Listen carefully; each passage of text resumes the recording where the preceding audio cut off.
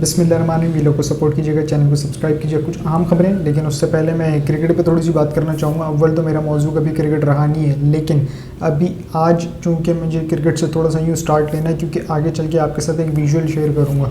उस विजुअल्स की वजह से ना मुझे इस क्रिकेट से स्टार्ट लेना पड़ रहा है। तो सबसे पहले मैं बात कर लेता हूँ कि पाकिस्तान को 345 रन का टारगेट मिला और पाकिस्तान ने 49वें ओवर में उस टारगेट को हासिल कर लिया। Credit goes to Mohammad Rizwan और अब्दुल्ला शफी। लेकिन पाकिस्तान को जो एक सबसे बड़ा मुश्किल का सामना है वो है ओपनिंग पार्टनरशिप का। यकीन जानिए, अगर आप ओपनिंग पार्टनरशिप तगड़ी हो ना आपकी, तो फिर स्कोर भी फिर तगड़ा रहता है और पीछे आने वाले जितने भी प्लेयर्स होते हैं ना, थोड़े से उनके मोराल हाई होते हैं और फिर वो जाके अपना गेम खेलते हैं।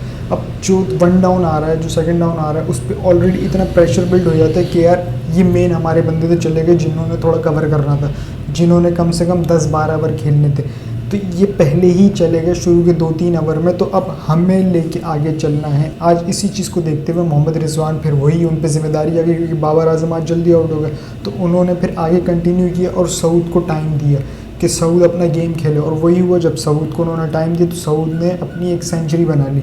जब उसने सेंचुरी बना ली और वो आउट हो गया, तो उसके बाद जाके मोहम्मद रिजवान के थोड़े हाथ खुले और फिर उन्होंने भी खेलना शुरू किया।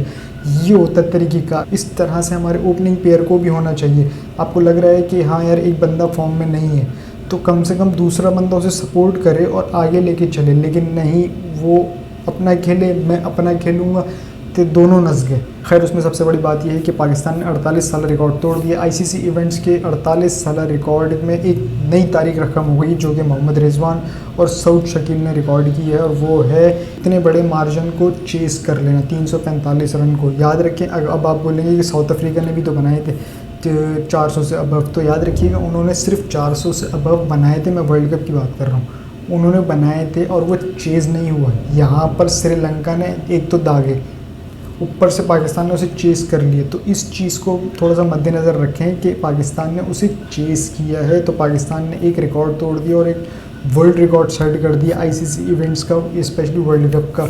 अब आ जाता हूँ थोड़ा सा मैं उस चीज़ पे जिसकी वजह से मुझे क्रिकेट पे बात करनी पड़ रही। तो एक गुजरात के कसाई हैं मोदी साहब। मैं इंडिया की बात नहीं करता, इंडिया के लोगों की बात नहीं करता। मैंने हमेशा सियासत पे बात की है, ना किसी मुल्क के ख़िलाफ़ बात की है, ना उस मुल्क के लोगों की बात की है, क्योंकि उस मुल्क, चाहे मुल्क कोई भी हो, रहता वहाँ पे इंसान है और उसमें इंसानियत 100% है। जानवर है तो कौन है? सिर्फ़ और सिर्फ सियासतदान। सियासतदान जानवर है ना, तो उसके नीचे वाली थोड़ी सी वो पीढ़ी जो होती है ना, जिससे हम बदमाशियाँ वगैरह कह लें, तो वो भी जानवर है, क्योंकि जानवर ने जानवर पाले हुए हैं। और फिर जब वो जानवर जुल्म ढाते हैं ना कौम पर, तो फिर उसका नतीजा ही कुछ और निकलता है। ये खैर, ये बात तो बहुत आगे निकल जाएगी। मैं उसी चीज़ पे आता हूँ जो मैं बात करना चाह रहा हूँ। आज हैदराबाद के स्टेडियम में पाकिस्तान जिंदाबाद के नारे लग गए हैं, और ये यकीनन मोदी साहब को सुनाई दिए होंगे, गुजरात के जो कसाई हैं। और क्या नारे थे वो आप खुद भी सुन सकते हैं।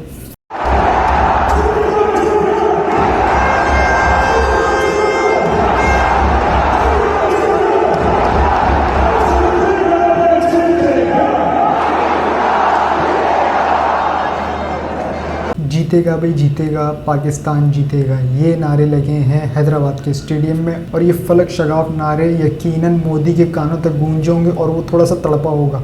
अब जब वो तड़पा होगा ना, यकीनन पाकिस्तान इंडिया के मैच के दौरान वो कुछ ना कुछ शरारत ज़रूर करेगा। अव्वल थोड़ी सी एक ब्रैकेट में एक खबर ये भी डाल दूँ कि ऑलरेडी एक धमकी मौजूद है पाक भारत मैच में। और किसको धमकी है ये भी आपको पता ही होगा कि पाकिस्तानी टीम को ऑलरेडी एक धमकी मौजूद है। और ये धमकी किसने दी ये भी सब जानते हैं कि इसके पीछे कौन हो सकता है। एक ही हो सकता है, गुजरात का कसाई। मैं खैर खेल को हमेशा सियासत से दूर रखता हूँ। खेल अलग चीज़ है, सियासत अलग चीज़ है। खेल को कभी भी सियासत से ना मिलाएं। अगर आप खेल को सियासत से मिलाएंगे तो यकीन जानिए फिर आप PCB कहलाएंगे। आ जाता हूँ थोड़ा सा मैं मिडल ईस्ट की तरफ, जहाँ पर इसराइल और हमास में एक झड़प जारी है। लेकिन इसमें एक शख्स ने एक बयान दिया है, अमेरिकी सदर जो बाइडन साहब। वो कहते हैं कि इज़राइल भरपूर दिफा का हक़ रखता है। ठीक है, हमने आपकी बात मान ली कि इज़राइल दिफा का हक़ रखता है। अभी मैं इसको क्लियर कर दूंगा, आप इसको नेगेटिव ना लीजिएगा। इज़राइल दिफा का हक़ रखता है क्योंकि उस पर हमला हुआ। ठीक है, ये चीज़, इसको सेपरेट रखें। अब थोड़ा सा पीछे आ जाएँ। जब मैं ज़्यादा पीछे नहीं जाऊँगा, ये रमज़ानों में ही जा रहा हूँ। जब रमज़ानों में मस्जिद अल-अक़सा में अटैक किया जाता था ये इज़राइलियों की तरफ से, तब किसी ने कुछ नहीं बोला। तो क्या उसके लिए फ़लस्तीन अपने दिफा का हक़ नहीं रखता? अगर अपना दिफा का हक़ रखता है तो फिर फ़लस्तीन अपना दिफा कर रहा है, अगर इज़राइल अपने दिफा का हक़ रखता है तो फिर फ़लस्तीन भी अपने दिफा का हक़ रखता है। अब आ जाता हूँ थोड़ा सा मैं 9/11 पे। 9/11 पे एक बिल्डिंग को निशाना बनाया गया, उसमें कसूरवार किसको ठहराया गया, यानी कि इंतकाम किससे लिया गया, मुसलमानों से। दहशतगर्द कौन, मुसलमान।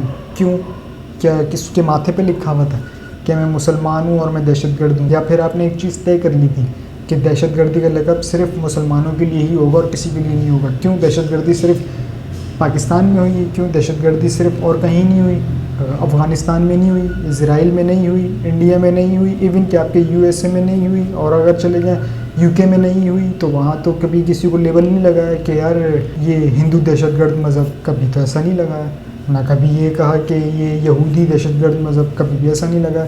लेबल लगा तो लगा क्या, मुसलमान दहशतगर्द मज़हब। जबकि मैं खैर मुझे नहीं पता कि माजी में किसी ने बोला या नहीं बोला, लेकिन इमरान खान साहब की एक स्टेटमेंट थी कि दहशतगर्दी का कोई मज़हब नहीं होता। ये उनके वाज़ेह पॉइंट थे, और उन्होंने यूएन की स्पीच में भी कहा था कि दहशतगर्दी का कोई मज़हब नहीं होता। यूएन की स्पीच तो बहुत दूर की बात है, उससे पहले कि अगर आप इंटरव्यूज़ उठा के देख लें, अगर मैं ज़्यादा दूर ना जाऊँ तो 2008, 9 या 11 के इंटरव्यू उठा के आप देख लें, तो उसमें इमरान खान साहब ने उसमें ये बात कही कि दहशतगर्दी को मुसलमान से जोड़ा जा रहा है जबकि उसको कोई मज़हब नहीं होता। ये इमरान खान साहब के अल्फाज थे। अब इसी चीज़ को ले जाता हूँ, कंटिन्यू कर लेता हूँ अफ़गानिस्तान के ऊपर। जो आपने अफ़गानिस्तान में इतनी जुल्म और बर्बरियत की, क्या अफ़गानिस्तान उसमें दिफा का हक़ नहीं रखता? क्या फिर तालिबान अपने दिफा का नहीं हक़ रखता? इसका मतलब तालिबान ने जो आपके साथ किया वो बिल्कुल ठीक किया। अगर तो आप दिफा की बात कर रहे हैं तो ये दिफा की बात छोड़ें, ये जो आप अब कहते हैं ना सुपर पावर, आप ही के मुल्क की एक फ़िल्म का मैं डायलॉग बोल देता हूँ, बड़ी ताकत के साथ ना बड़ी ज़िम्मेदारी भी आ जाती है। अगर आप सुलह नहीं करवा सकते ना, या आप बीच में बैठ के फ़ैसला नहीं करवा सकते, तो फिर आप किसी एक की फेवर में भी नहीं आ सकते। थोड़ा सा एक ब्रैकेट में एक लफ्ज़ और आपको बोल देता हूँ, शायद आपको थोड़ा सा बुरा लगेगा लेकिन कहना ज़रूरी है।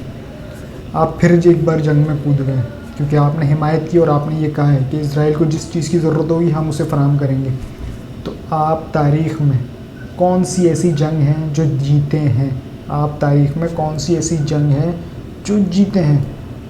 ये क्वेश्चन मार्क है, और ये आपके लिए सवाल छोड़ के जा रहा हूँ। अगर कभी भूले भट गई ये वीलॉग आपकी नज़रों से गुजरे तो उसकी एक जवाब दे दीजिएगा। खैर आ जाता हूँ मैं हरीम शाह की तरफ। हरीम शाह ने जो मौलाना फजलुर रहमान को एक पैगाम दिया है, सबसे पहले वो पैगाम सुन लें कि उन्होंने पैगाम क्या दिया। ये मेरी वीडियो स्पेशली फजलू के लिए, डीज़ल के लिए, एक बेगैरत इंसान के लिए उसको मुखातब करते हुए मैं यही कहूँगी कि डीज़ल, तुम क्या गज़ा या फ़लस्तीन के मुजाहिदीनों को भाषण दोगे और कहोगे कि ख्याल रखा जाए, एहतराम रखा जाए? तुम वो बेदीन इंसान हो जिसने सारी ज़िंदगी लड़कों को दी और लड़कों के लिए, और वो इस्लाम की बातें करेगा और इस तरह की बातें करेगा। तो अपने मुंह से ऐसा करो, दाढ़ी मुंडवा लो और बगैरती के काम सरेआम स्टार्ट कर दो, और हमारी सारी अप्रिसिएशन गज़ा फ़लस्तीन के मुजाहिदीन के लिए जिन्होंने हमेशा जिहाद की है और जो हमेशा जुल्म का शिकार रहे हैं।